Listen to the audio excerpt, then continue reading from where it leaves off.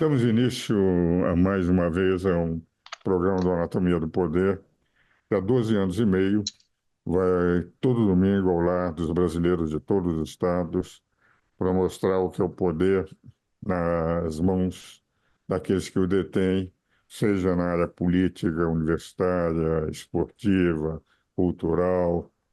E hoje eu tenho, pela segunda vez, participa do nosso programa, um confrade meu da Academia Paulista de Letras, um dos grandes escritores brasileiros, e um cronista e um cidadão que na literatura tem marcado a sua presença de uma forma, uma criatividade extraordinária, abordando com simplicidade e grandiosidade os temas mais variados.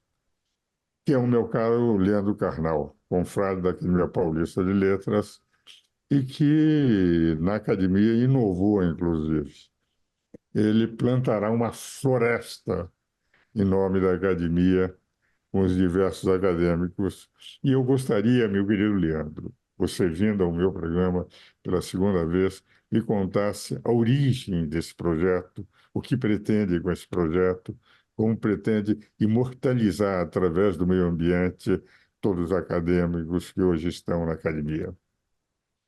Muito obrigado pelo convite, Ives, grande amigo, confrade, uma referência no saber jurídico deste país, na ética também. Em primeiro lugar, nós temos um colega, hoje secretário da academia e no passado presidente, o doutor Nalini, que é encarregado na área da prefeitura da questão ecológica, meio ambiente, planejamento estratégico de futuro, e nos fala com frequência sobre estes temas.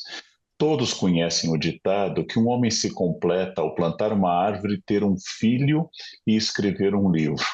Os acadêmicos escrevem muitos livros, alguns têm filhos, e hoje nós pensamos que uma das formas de fato de eu ser imortal, já foi feita a piada, boutade, de que um imortal, foi dito isso da Academia Brasileira de Letras, é aquele que não tem onde cair morto, e por isso ele seria imortal, mas para ser imortal de verdade, talvez nós tenhamos todos que plantar vida.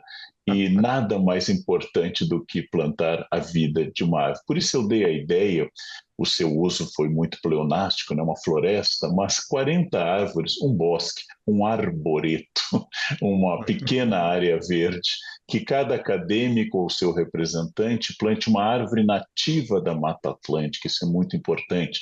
Não plantaremos espécies exóticas, nós plantaremos no dia 17, às 11 horas da manhã, no Parque Cordeiro, na rua Breves, eu acho, deixa eu olhar aqui o endereço, 968, deixa eu confirmar para não dizer em vão qualquer falsidade, de fato, na rua Breves 968, Chácara Monte Alegre, em Santo Amaro, no dia 17, semana que vem, quarta-feira, nós estaremos lá, muitos acadêmicos, uma presença expressiva, cada um plantando uma árvore e manifestando com isso, em primeiro lugar, que ser hoje um intelectual, nós temos médicos, juristas, temos escritores, filósofos, professores, todos somos pessoas, homens e mulheres, empenhados com o futuro e a sustentabilidade. Queremos nos tornar exemplo, que é o uso mais benéfico que a fama, essa deusa instável do panteão romano,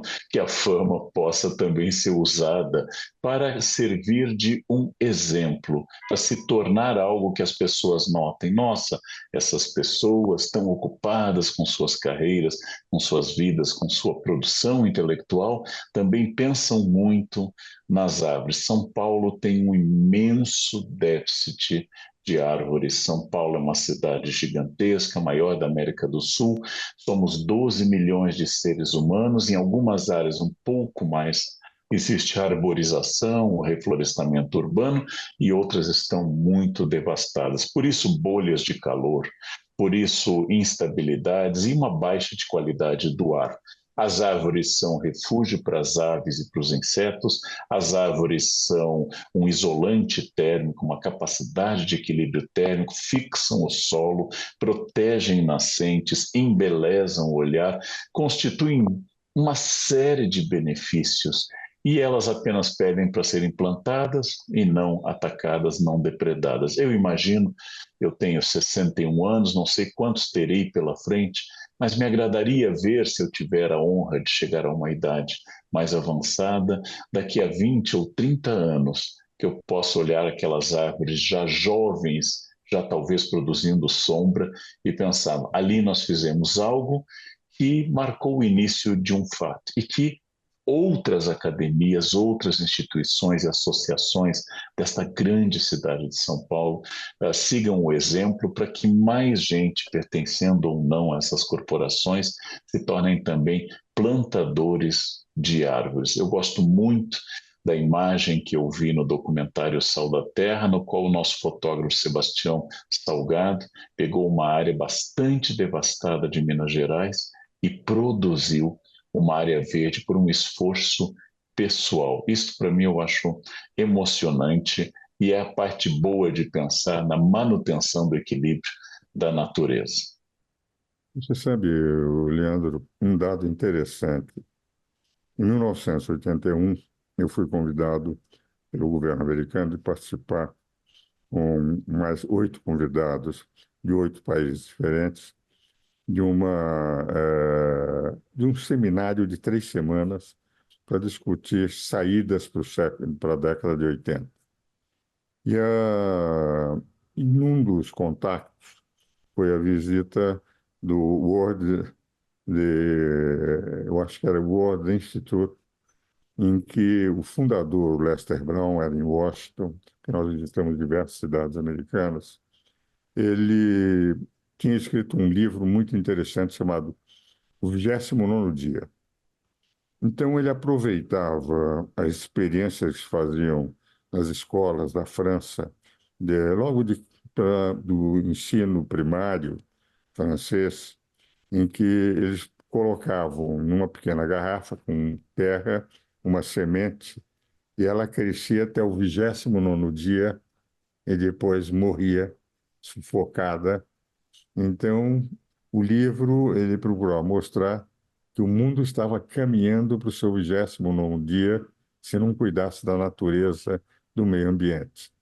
E que as florestas eram os pulmões da sociedade, os pulmões da sociedade atual. E é interessante como o que nós vemos, toda a luta, que outro dia fiz, inclusive, esse nosso programa da anatomia, com o Fábio Feldman, que é um grande Uhum, defensor sim. do meio ambiente, e minha filha mesma, que é a que vai me representar no lance na floresta, por causa das minhas dificuldades de locomoção, é ela que vai estar presente. Ela estava semana passada no Japão fazendo uma palestra em Tóquio não, em Osaka, sobre o meio ambiente, falando sobre a Federação da Agricultura de São Paulo. Ela foi para fazer a manifestação num congresso sobre o meio ambiente e analisando a importância e de que todos colocam que o agronegócio é o vilão da história, quando de rigor não é o vilão é aquilo que está se fazendo de queimadas, eu falei, mas mais de um grupo criminosos aí que estão.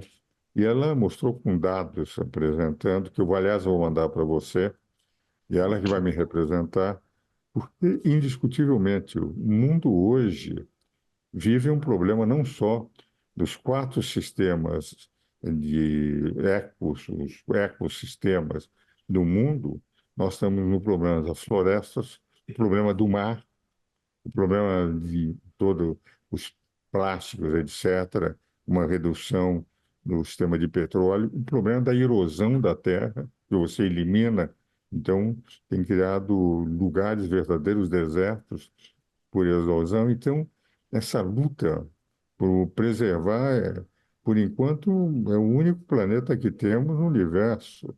E não temos possibilidades com uma tecnologia, nós não conseguiremos nunca atravessar, ou talvez no futuro, a velocidade da luz, não temos outro lugar senão aqui, e temos que preservar. Então, eu achei a sua ideia fantástica e eu considero, o Carnal, que essa eu vou levar para outras academias, para as outras instituições, e Uhum. darei a paternidade que tem que se dar do meu amigo e confrade Leandro Carnal. Uhum. Eu que agradeço muito essa oportunidade, porque se o exemplo se multiplica e se o exemplo é pela ação concreta e não apenas pelo discurso, e esse discurso passa, meu pai sempre dizia em latim verba volant, a palavra sempre ela se evanece, ela sempre se perde. Nós temos que fazer essa acta, essa ação concreta, não? E nós humanos causamos este problema. O lado bom de problemas causados por seres humanos é que eles são possíveis de serem resolvidos por seres humanos. Nós tivemos um rio muito poluído como o Thames a ser recuperado na Inglaterra, hoje, inclusive, já está um pouco poluído de novo, mas foi recuperado. O Senna tentaram recuperar a tempo as Olimpíadas, parece que não haverá competições, porque algumas ligações de esgoto estarão mais trabalho do que eles supunham. Eu visitei na China o avanço do deserto de Gobi sobre a área que incide sobre a capital, Beijing, e hoje os chineses que foram bastante danosos ao ambiente em determinado momento do seu avanço industrial, hoje eles mudam de atitude e estão plantando em grande quantidade cinturões verdes para impedir que essas ondas de pó de Gobi cheguem à sua capital e causem danos muito grandes. Os seres humanos, e é uma coisa muito curiosa, nós discutimos muito políticas de devastação, mas temos que lembrar que essas políticas de devastação, elas atenderam a uma falta de consciência e hoje eu queria enfatizar para empresários, para grandes gestores, que a preservação dá lucro, que a ecologia tem que estar na planilha Excel das empresas, que agregar valor à sua empresa com proteção de nascentes, matas ciliares, a despoluição de rios, não é um fato que vai torná-los bons apenas, vai torná-los mais lucrativos, porque as empresas que se associam ao meio ambiente Claro, aumentam seu valor agregado. Então, vamos convencer as pessoas, seja pela ética, seja pela estética, pela ecologia, seja pela economia. Né? Não não é há dúvida, futuro para devastadores. Não há não é dúvida. futuro. Não? Meu caro Leandro, nós vamos agora aos nossos comerciais, mas estou inteiramente de acordo com o que o amigo Uhum. apresentou. Damos continuidade ao programa Anatomia do Poder, hoje conversando com meu querido amigo, meu confrade, grande escritor brasileiro, grande pensador, inclusive, um analista dos costumes do século XXI, como pouco temos na imprensa brasileira e na reflexão acadêmica. Como eu faço em todo o programa, Leandro, eu ofereço um livro. Esse livro são Uhum. 170 sonetos escritos para minha esposa depois que ela faleceu. Foram 67 anos de namoro e 62 de casados, e com o título de Sonetos de Amor para Ruth Ausente. 150 da série A Espera do Tempo e 20 da série A Presença de Ruth Ausente. Eu vou lhe mandar, como eu faço em todo o programa, para os meus convidados. Mas É um agora, prazer. voltando ao nosso programa, nesse segundo bloco, e daquilo que foi dito por você em relação à defesa do meio ambiente, que nós estamos todos de acordo com essa plantação do bosque. Eu não vou ter o privilégio que você tem de, daqui 20 anos, ver as árvores crescendo, porque com 89 anos, cada dia, para mim, é uma verdadeira vitória eu acordar e poder vir trabalhar. Dá a impressão que eu tenho que acordar, olhar o jornal, ver se meu nome não está no necrológico, não estando, eu venho trabalhar. 89 anos é uma idade que pesa bastante.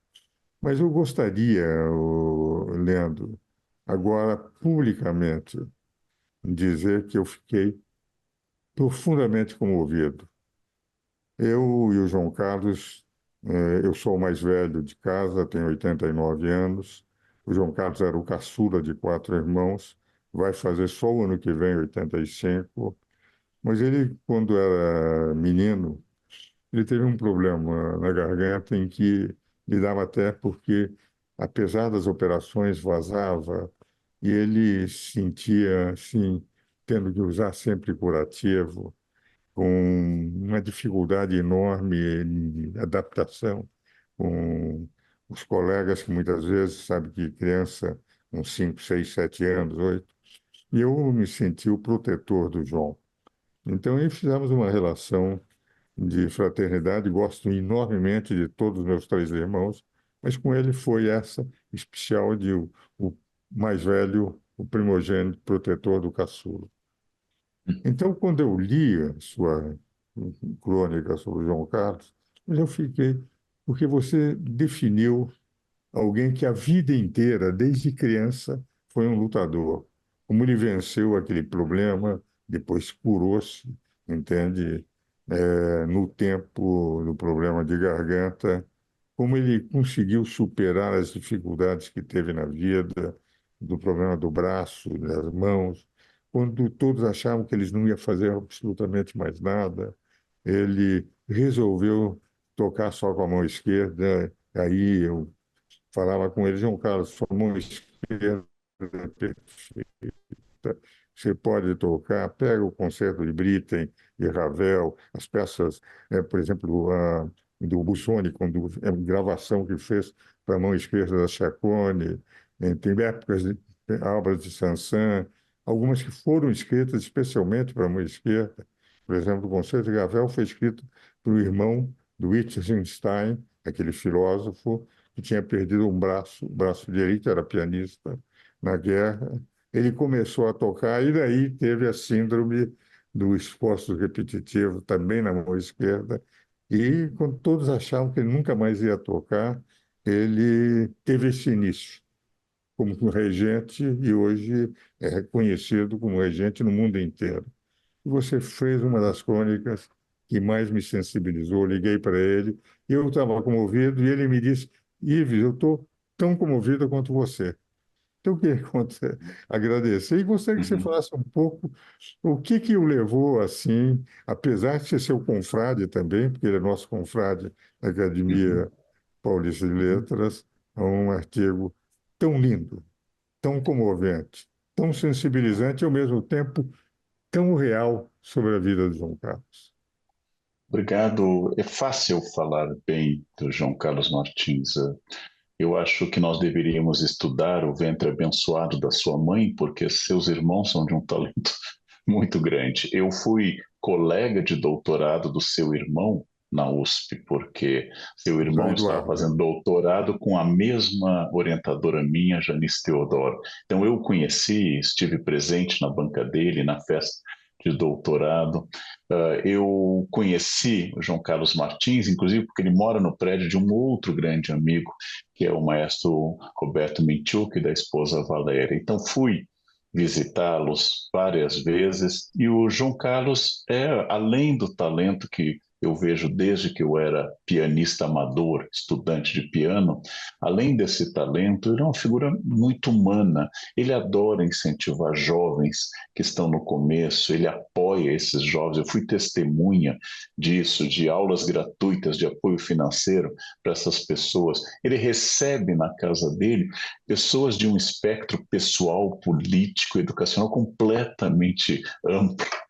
É quase que uma Assembleia das Nações Unidas, que lá eu encontro pessoas que eu nem imaginaria que eu encontraria.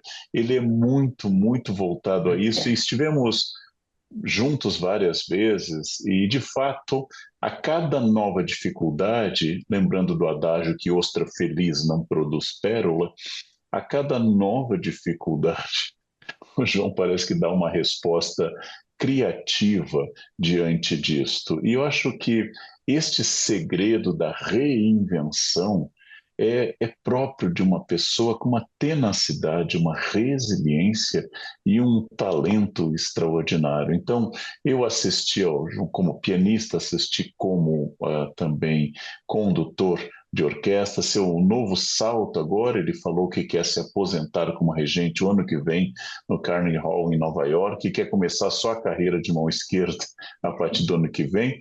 E aí por isso que eu usei no artigo o texto sem De um conserto. publicitário, né? É o maestro sem concerto, porque esse jogo de palavras em português, entre concerto com S, de concerto mecânico e concerto com É, C, como musical, é sem concerto, porque ele é, de fato, indomável. E o meu amigo Jamil Chad me convidou para falar na noite da USESP, em que ele, Jamil, nos surpreendeu tocando Vila Lobos, que Carla Camurati leu trechos do livro, e fizemos uma noite de alegria e de emoção diante de uma carreira que a gente teria tudo para dizer que alguém nascido em 1940, ou seja, ainda durante a Segunda Guerra Mundial, estivesse na fase melancólica de ser como a ilustre casa de Ramírez, de Essa de Queiroz, alguém colecionando genealogias, alguém indicando eu era, eu fui e eu tinha. No caso do João, as vascas dos seus, acabou de completar 84, de chegar a 85, ele continua com planos e com desafios completamente inovadores. Né? Então, eu que dou muita aula para jovem, eu não encontro em pessoas de 18 anos essa mesma energia de uhum, reinvenção.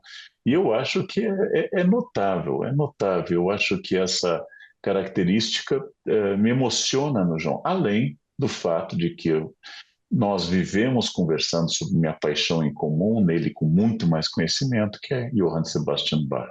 Eu fui educado por uma baquiana, por uma freira alemã uhum. profundamente baquiana, que dizia que na Paixão segundo São Mateus, nos concertos de Brandemburgo, nas variações Goldberg, estava aquela chave que leva ao filósofo romeno Johann a dizer que Deus deve muito a Bach, que é uma inversão teológica. Óbvio que é uma metáfora, mas é uma inversão teológica, porque, segundo Johann, que é muito pessimista, muito ácido com tudo, ele diz: depois de escutar Bach, é difícil continuar desdenhando a metafísica. É difícil você enfrentar a metafísica, porque é além da imaginação, a capacidade de um homem que nunca saiu de um espaço muito pequeno, de um Exatamente. espaço muito limitado, e ainda se ocupava tanto em fazer filhos que eu não sei como fez uma obra tão Exatamente. extraordinária como essa. Né? E ele é interessante mesmo porque papai gostava muito de bar, todos nós. Eu estudei piano também, mas a Uhum. concorrência em casa era tão forte que eu abandonei e preferi fazer advocacia, Ganhou o porque direito. não dava Ganhou para o direito. concorrer com os dois. Mas o dado é que realmente bar, o papai gostava muito e nós todos ouvíamos toda noite, depois de jantar. Ele tinha os long plays, ele tinha uma coleção de mais de 3.000 long plays. Nós ouvíamos e Bar é preferido. Basta dizer que eu ainda tenho uma coleção em CD de toda a obra de Bar, que são em torno que era gramofone, a edição de 180 e poucos É CDs. As duas uma paixões, caixa São da. João e São Mateus, os seis É, concertos de Brandemburgo, que, aliás, o Rogério, o João Carlos, ele regeu os seis concertos e tem uma gravação dele em CD muitíssimo boa, os seis concertos de uhum. Brandemburgo. Meu querido Leandro, eu quero agradecer muito você participar do nosso programa e na certeza que os telespectadores nossos em todo o Brasil devem ter apreciado.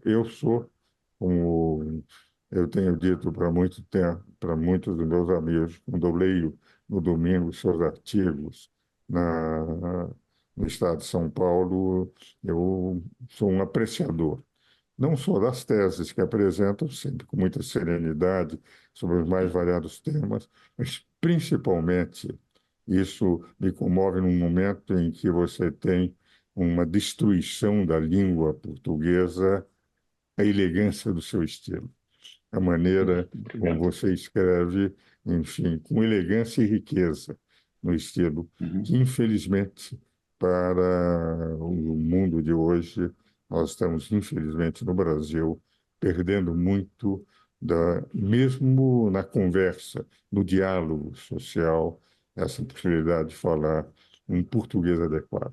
Meu caro Leandro, agradeço muito a sua Obrigado. presença no nosso programa. Meus caros telespectadores, eu os espero novamente no próximo domingo.